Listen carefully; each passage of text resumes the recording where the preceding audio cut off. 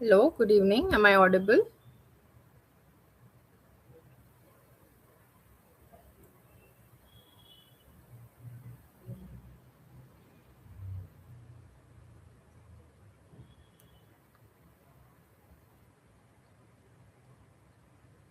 Am I audible?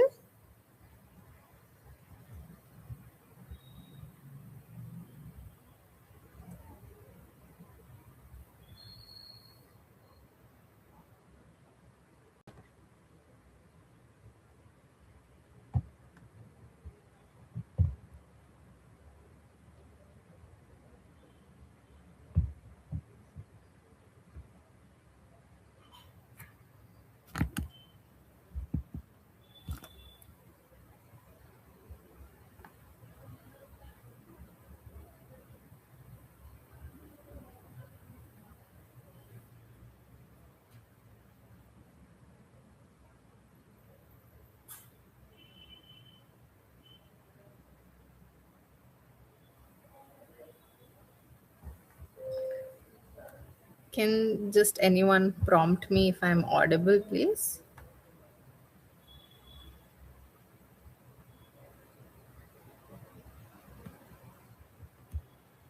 Okay. So, okay. Okay. Thank you. Thank you for telling me. Namaskar to everybody. Very good evening. I hope everybody is doing very well. Just starting off with a small introduction about myself. I'm Chinmay P. I have secured All India rank 310 at the UPSC Civil Services Examination 2025.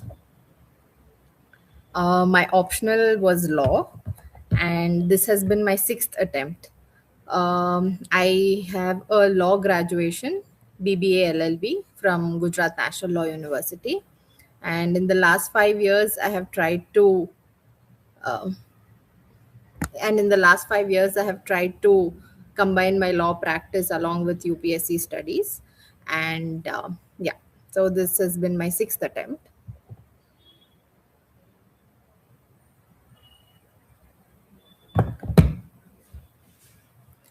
Yes, so this has been my sixth attempt. And actually, my journey with UPSC started because of, I can see, one of the major reasons that inspired me to appear in the civil services examination was the COVID 19 pandemic.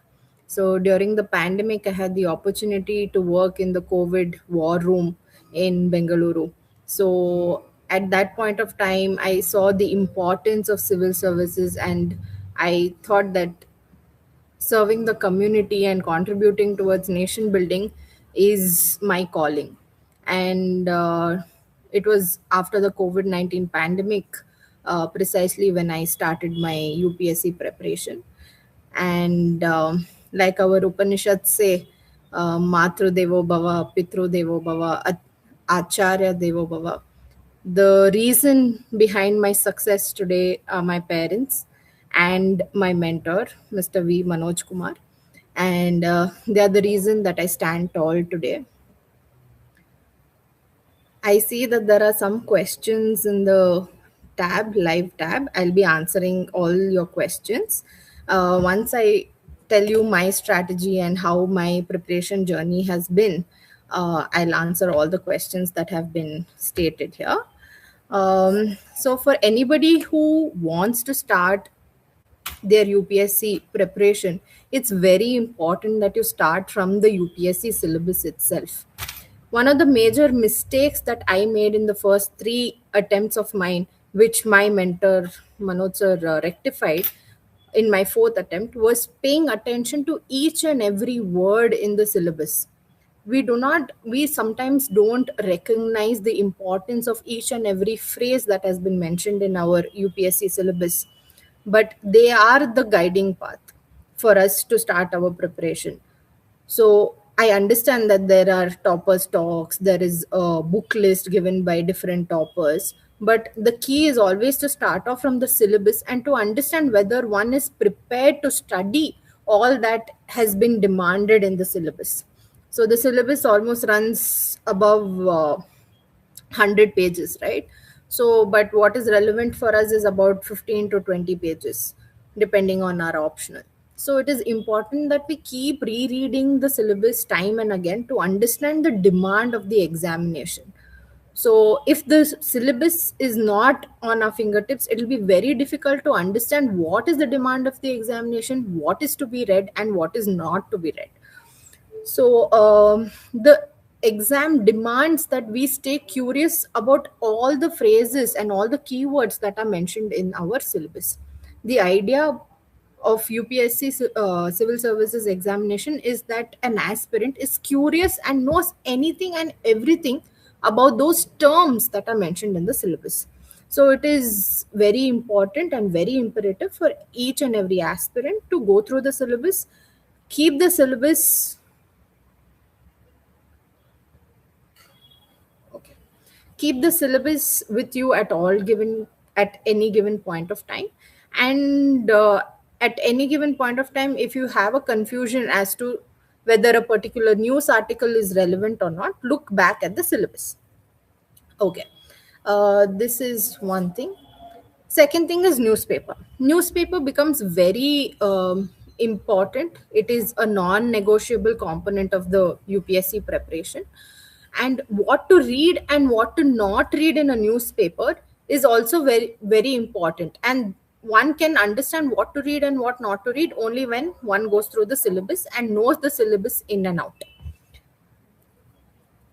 Next, in current times where we have access to all kinds of study material on digital spaces, and there is symmetry in terms of accessibility to all study material, like we see that we can procure different coaching institutions study material at our fingertips on different digital mediums.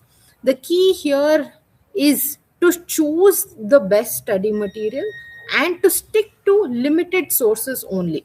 So, by sticking to limited sources, you can have multiple revisions of the same source. This will not only enhance your knowledge base and keep your foundation strong, but it will also somehow register all those details in the hard drive of your brain. So, the idea is to keep your sources limited and keep revising it time and again. So I would say that we've all seen Madam Shakti Dubey's video on the sources. So one can stick to those sources and keep revising it time and again so that our knowledge base becomes very strong. Um, Next, whenever one is reading any news article or any study material, it is important that we think like a civil servant. It is important that we understand the impact of what we are studying in our society today. It is important that we understand the relevance and the significance of what we are studying in society today, and how what we are studying will help us tomorrow as a civil servant. So it is very important to develop this critical thinking, and I think this comes over time. And in today's day, even if one does not go for coaching, they can definitely clear civil services, but it is important that we have a right mentor. Like I had a mentor who helped me understand what is important and how to think like a civil servant.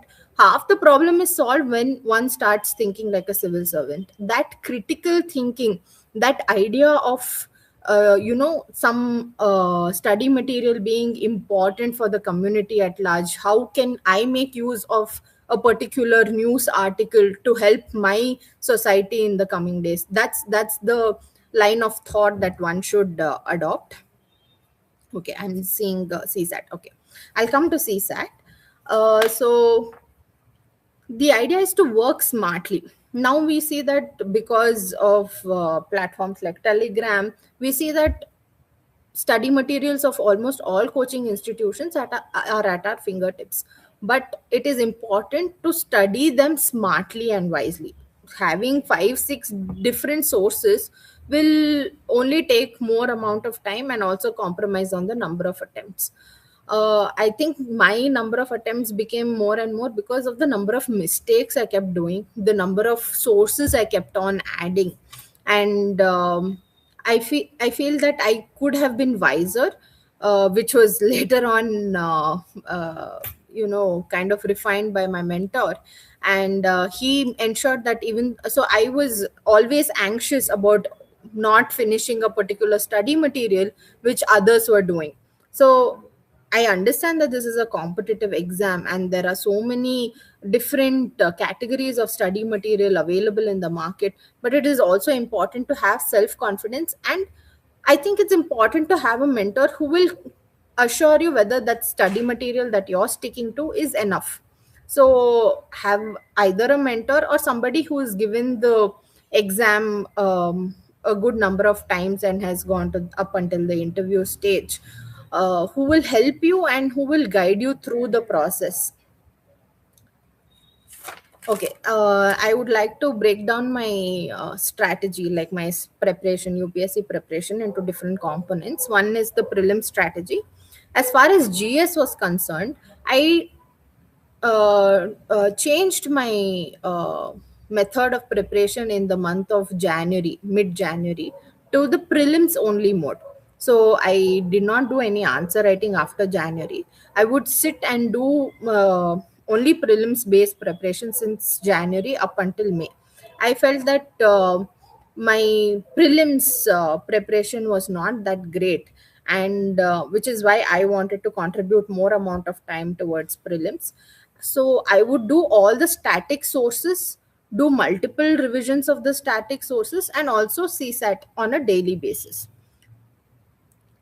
Apart from this, I after I finished every subject, I would do a subject specific mock, and before the prelims I would have at least done about 50 to 60 mocks of GS and probably 40 to 50 mocks of CSAT. So this helps me to be in a comfortable position during the prelims exam. So by solving more mocks, by solving mocks of different institutions which are easily available right now, it gives us a comfortable position to attempt the exam, the UPSC preliminary exam, on D day. So I think repeated mocks is important. Being aware of the current affairs. So I did the Vision IAS PT 365 for current affairs, subject wise, from January up until May. So that's how I did my current affairs. And although I did the newspaper on a daily basis, I thought that the Vision IAS PT 365 offered a good document for me to quickly revise these current affairs. So, multiple revisions of the static sources. I can think of 4 to 5 subjects which need to be revised at least 4 to 5 times before the prelims. One is polity. I did polity from Lakshmikant, and at least 5 to 6 revisions of Lakshmikant are essential before one goes to the prelims examination. Secondly, for environment, I had notes from Shankar IAS and Runal IAS, and I made use of those notes for my static and PT 365 for my current affairs. So in environment, current affairs becomes very important because we see a lot of new schemes, initiatives, a lot of global arrangements in order to protect our environment that are taking place, which appear in the examination. So it is very important that you concentrate on current affairs for the purpose of environment. Equal importance on static as well as current affairs.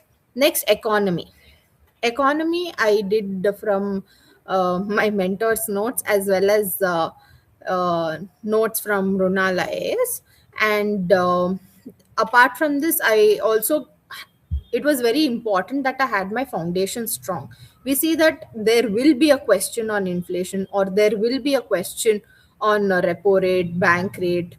The idea is to ensure that you have these basics strong. So if these basics are strong, any question that comes on these principles, these fundamentals, you'll be able to answer. So in economy, it's very important to have your basics right. repo rate, inflation, what happens when there is more supply of money in the market, what happens when the supply decreases, what happens when the rates in US are increased or decreased, how does it impact India. So all these are basics, and this foundation has to be thorough for the purpose of environment, sorry, for the purpose of economy. And fourthly, geography. For geography, you have to stick to the four NCRTs, which Shakti Dubey ma'am has rightly stated.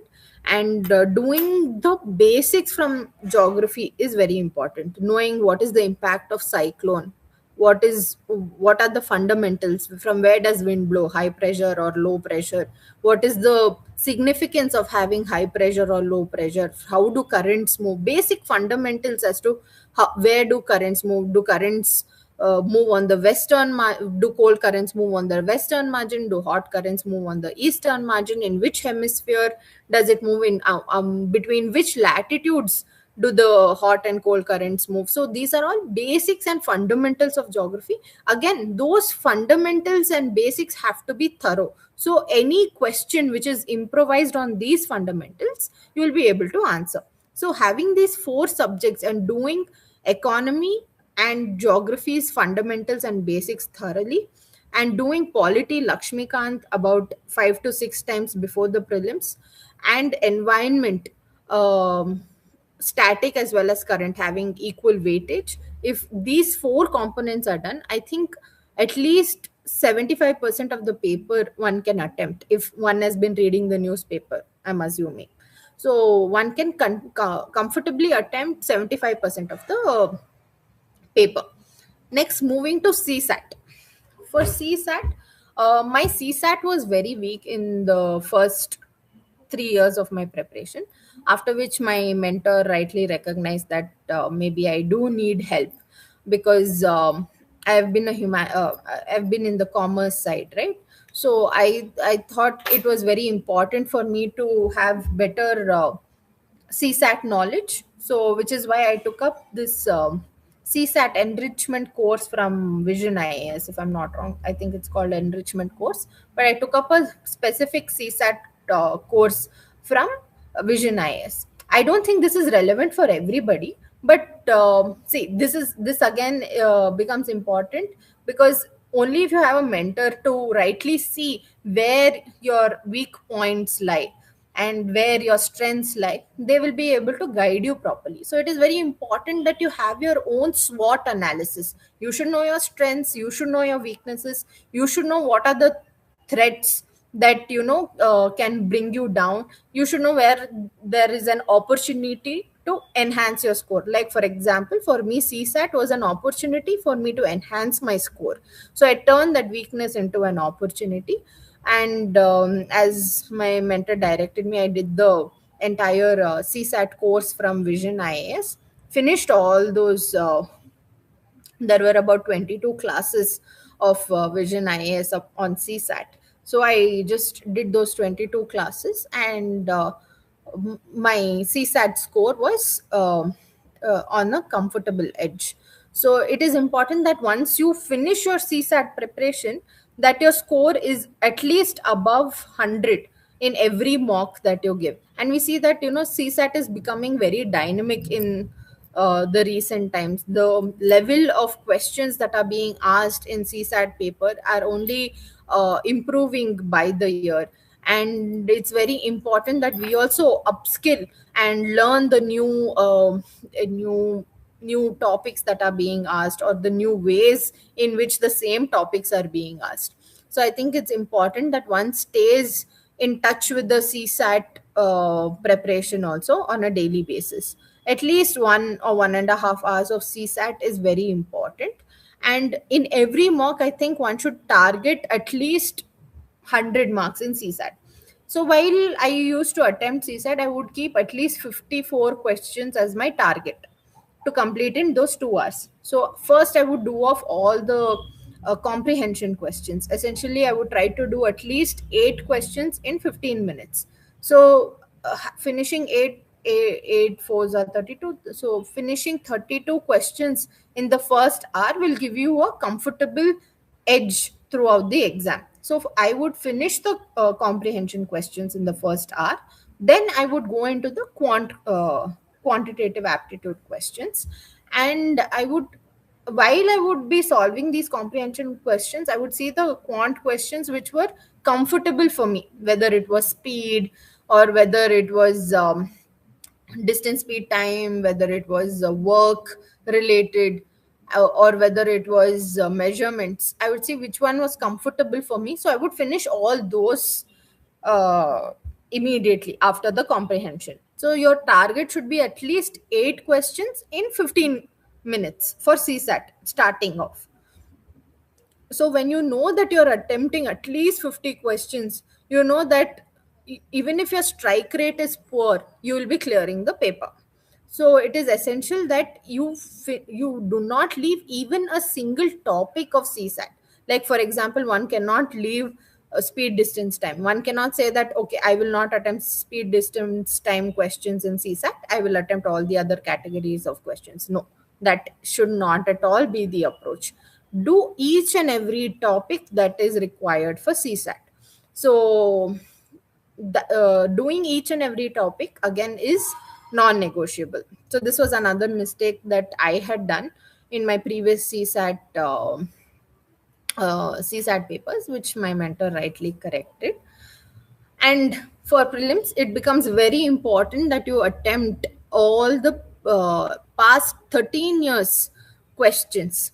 So once you attempt all the 13 years questions and understand UPSC is key, I suggest that you do not rely on any coaching institutions key for the UPSC prelims question paper, and that you refer only to the UPSC key. So what happens when you refer to only the UPSC key is, you understand how UPSC wants you to think. You understand the language of UPSC.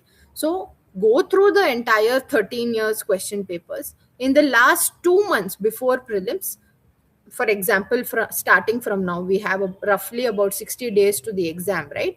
Less than 60 days to the exam. So I think it is the right time for one to start attempting all the PYQs and go back from 2025, go from 2025, 2024, 2023, 2022, and make sure that this should be apart from the other mocks that you're giving, the full length mocks.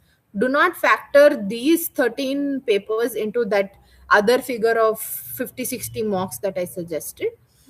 These mocks are separate. Understand UPSC's answers, understand the language of UPSC, try to start thinking on those lines. So initially, because my prelims scores were a little low, my mentor would sit with me and we would try to understand the language of UPSC. So if you have a peer friend, I mean, if you have a peer group, if you have a friend who does extremely well in prelims, ask them to give you some amount of time and start talking to them and start discussing the questions with them. So when you discuss, what happens, you start thinking out loud and you get a different perspective also. And even if you're wrong with respect to a certain line of thought or a certain way of thinking, you're corrected immediately. So it is very helpful if you have at least those 20 to 25 minutes of discussion as to how to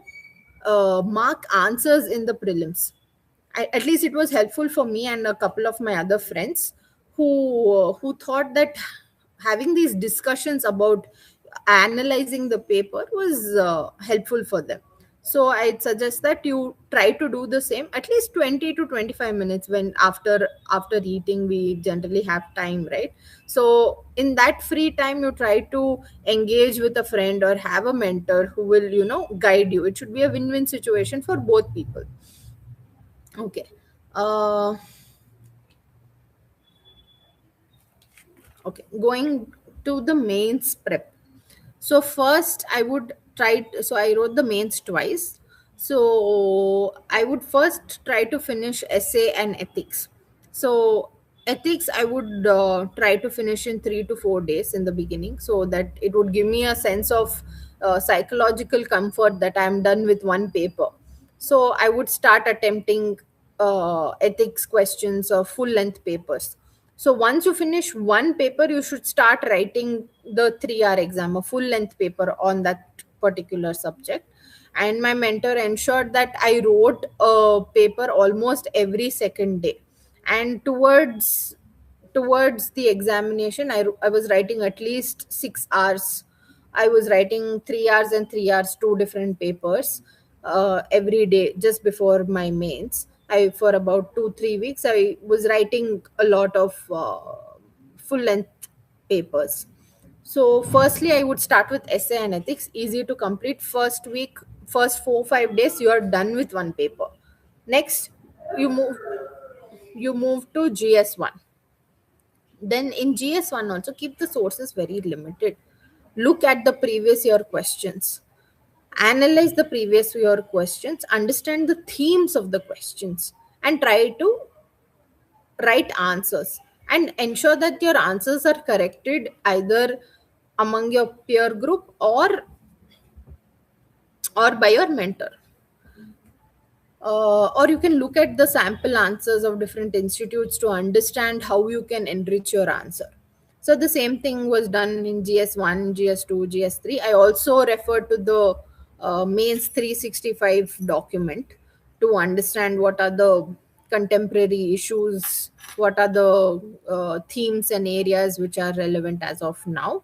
So in order to structure my answer better and take some further points from those mains 365 documents. So it is very important that one does answer writing. So I would suggest that even if you clear, even if you don't clear the prelims this time, get into the mains preparation mode from June. Start off preparing for the mains as if you were going to write the mains itself. Do it with somebody who is writing the mains, preferably, so that you have certain notes to compare. So it is very important that you start preparing for the mains as though you're going to write the mains this year only, even if you do not clear the prelims this time. Why I say this is, it will be a good practice and it will be a good exercise for you to do well in the mains next year. I think that was one of the boons that I had. My mentor ensured that I did an entire mains preparation in the year where I did not clear the prelims also. And then when I was going to write the mains marks were better than my previous preparation for the mains. Okay, moving on to the law preparation. So, my optional was law. Since I'm a graduate in law, I thought the optional also should be something that I'm very comfortable in. It should be a subject that ignites your curiosity. It should be a subject that you are never tired of studying. It should be a subject that is engaging for you, and it should be a subject that you're interested in. I understand that people say it should be a scoring subject. Certain subjects don't give you score, but that's there with almost all optionals. So it is my suggestion that you stick to an optional which ignites your curiosity in your minds. So I it was law for me. And the way I prepared for law was in two different ways. Firstly, I resorted to some study material from different coaching institutes like De facto Law and Law Experts. So I picked up some basic material from them. And after that, I improvised on that material, picked up some more material from MP Jain and other relevant books as per the subjects. So I added my own material to this study material given by different institutes. And as the time passed by, I also added certain relevant case laws like Navteej Singh Johar or the Joseph Shine on adultery, etc. So I would go on adding all the recent case laws to those particular subjects. So nowadays, law notes are available online, and it is very crisp in nature. The idea is to do this law notes at least 10 to 12 times, and you have to bring down your law notes to at least 12 pages for each paper. Paper 1 should be in 12 pages, paper 2 should be in 12 pages. And only if it is in such a concise and crisp form will you be able to confidently walk into the examination hall. So I think so this time I scored 272 in my law optional, and I think that this score can be replicated only once we try to do multiple revisions of our existing law notes. And even if one is woken up at 2 a.m. and asked what are the cases under article 14, you should be able to narrate all of them. If someone is woken up and says, "Tell me all the case laws for for basic structure starting from Keshav Nanda Bharati up until Minerva Mills," you should be able to give all the case laws in the chronological order. So this can be done only if we keep revising again and again. And again, having a peer, having a friend, having a study buddy will help a lot in this matter. And because my studies was done in isolation in my first 3 years, I think I faltered a lot. And my mentor always told me that it's okay if you don't do the right thing, but ensure that you try to at least avoid doing all the wrong things. So even if you don't do the right thing, it's important to avoid all the wrong things so that you are not in a vicious cycle. So as far as law is concerned, it's important to solve the previous 5 years papers, understand the themes that are being repeatedly asked, and have those themes on your fingertips. Apart from that, in certain subjects like contemporary legal developments require your own research, but using sources like live law, bar and bench, you can easily make notes on these subjects and keep it very crisp. Know the know the legal provision, know the case law, and write an apt conclusion or a way forward.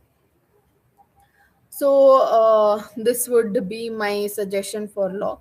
And the interview preparation, because I have law as my optional, because I'm a graduate in law, and I also had work experience stated in my detailed application form.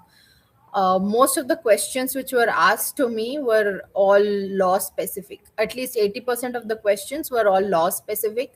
Even if there were certain contemporary issues were being asked, they were somehow linked to a legal aspect. For example, issues happening between US and Venezuela. That was just 2 days before my interview.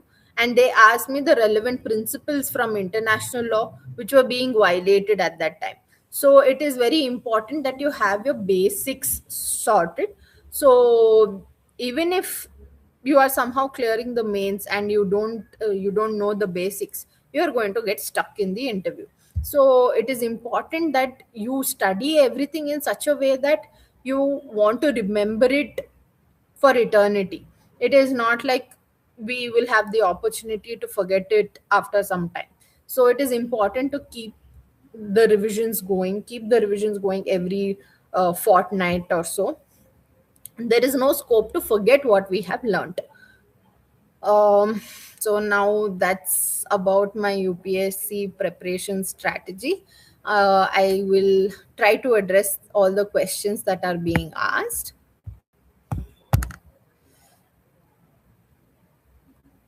Okay, ma'am, I currently have law as my optional, but I am thinking of switching to sociology since law feels quite vast.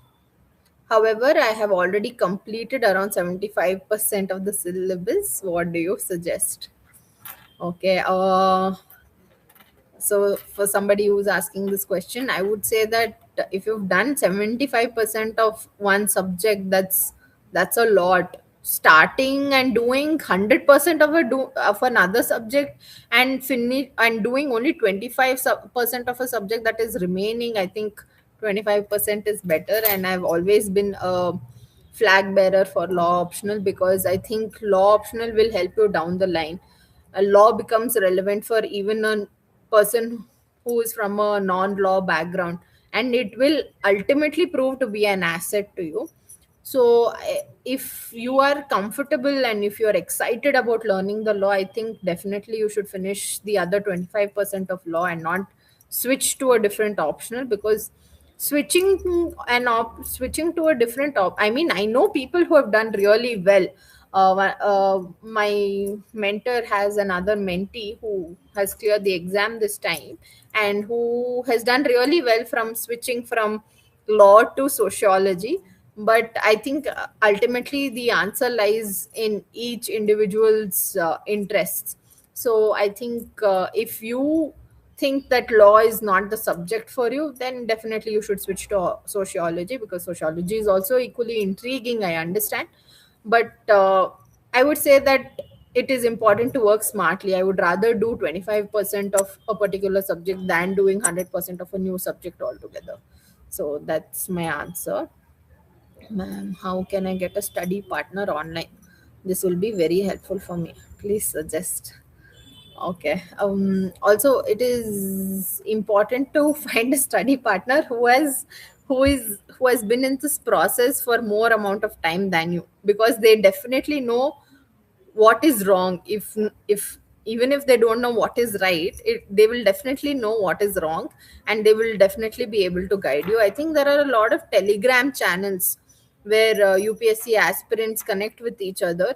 I think you can look up some telegram channels and just put in keywords like UPSC preparation, and put in the subject. For example, if you want particular optional, and I'm sure you'll be able to find. There are a lot of study circles, libraries where you can find a study buddy, and you can, somehow keep your preparation parallel and going.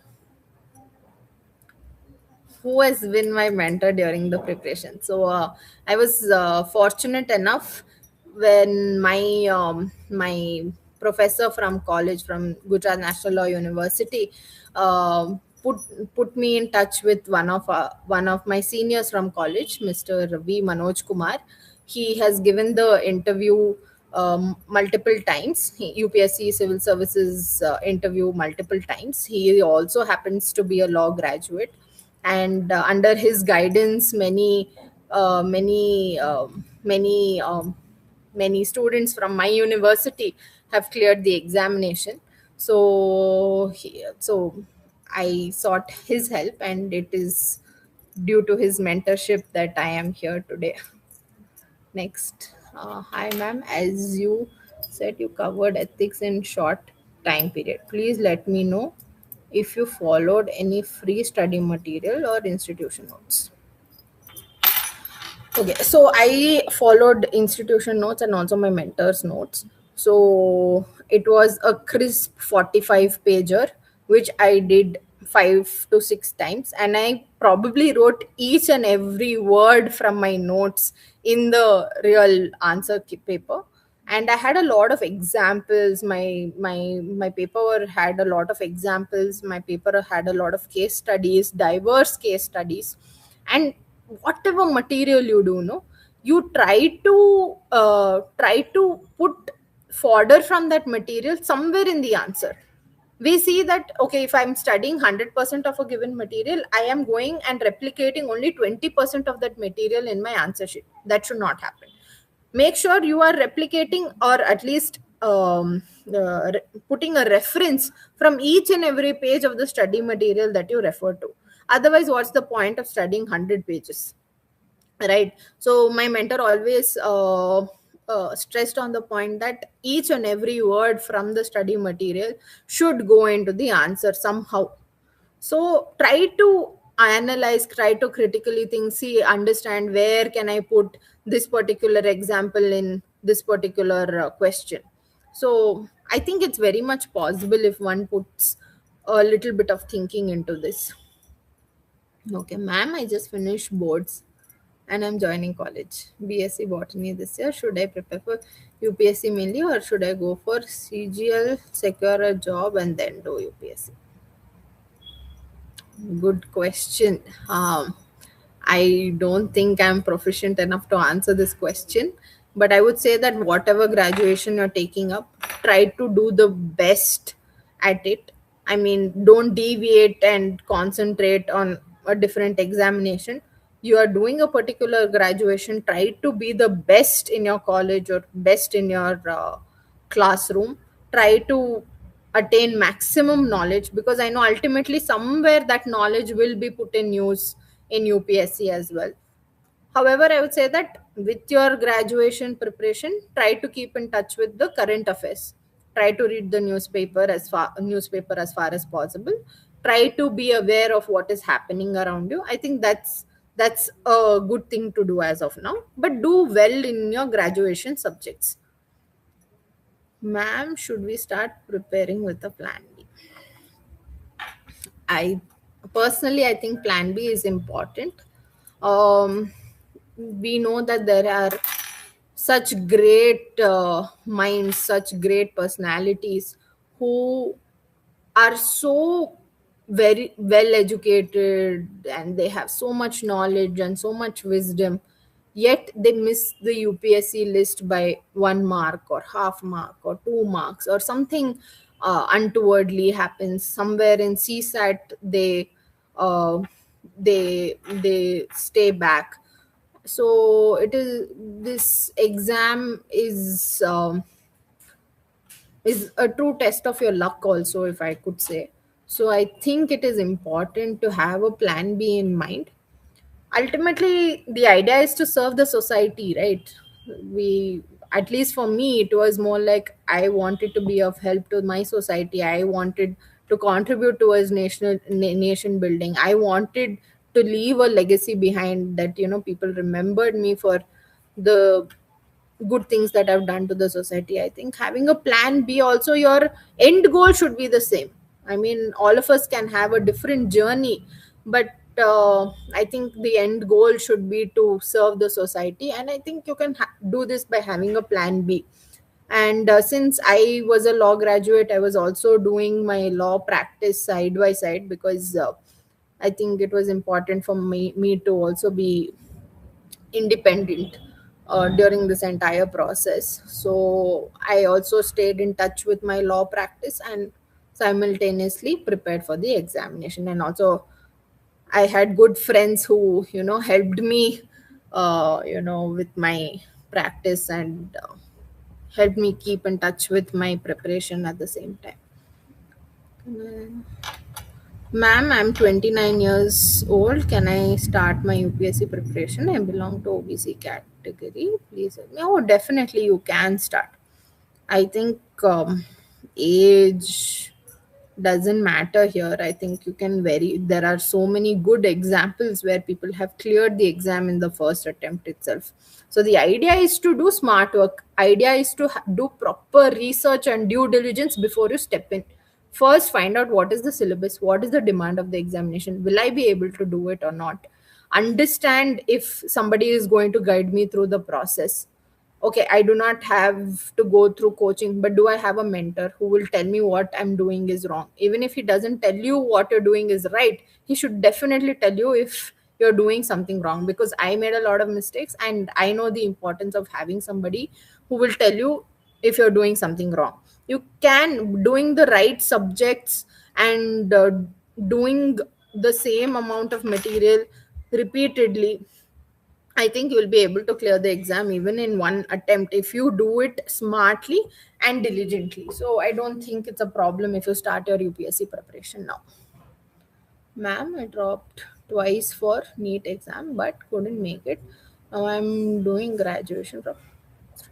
Preparing for UPSC, will my drop years affect my chances? No, no, no, no. Your drop years will not affect your chances of being selected in UPSC, but UPSC examinations. But the only thing is, as the years are passing by, the exam is becoming more and more dynamic and challenging. It is really testing your critical thinking. They're not asking facts directly, they're asking something which is ancillary to the facts. So I think as the number of attempts go by, I think the challenges also will increase. But this is there with each and every examination, right? So I'd say that you stay aware of the current happenings, stay aware of your current affairs, be in touch with the newspaper, see what is relevant, what is the contemporary news, etc. So that in one smart way, you are still in touch with the exam.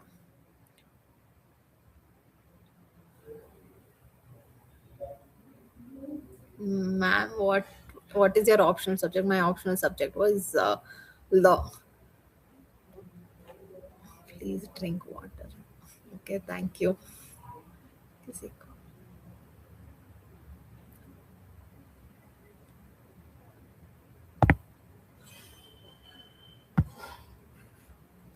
Okay, I did not take coaching. So somebody has asked me whether I took coaching. I did not take coaching specifically, like I didn't take a foundation course or anything. But I did take certain subject specific coaching, like for example, I took essay enrichment course from Vision IAS. I took one course test series from Lukman. I took the de facto course for answer writing.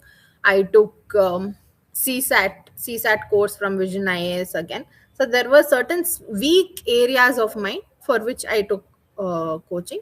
So I'm saying it is important that we have a SWOT analysis for ourselves, because my strengths and weaknesses will be very different from your strengths and your weaknesses. So it is important that we understand and analyze our strengths and weaknesses with respect to the examination before we move forward. Okay.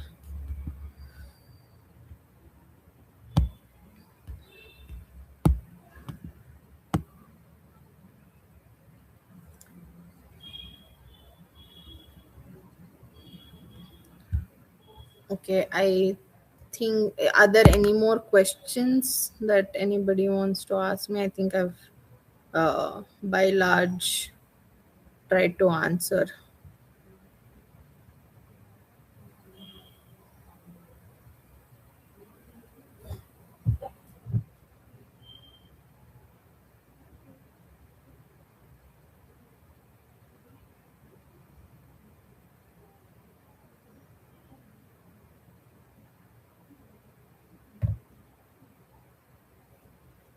Okay, thank you everybody for staying with me. I hope this session was useful to everybody who is attending it.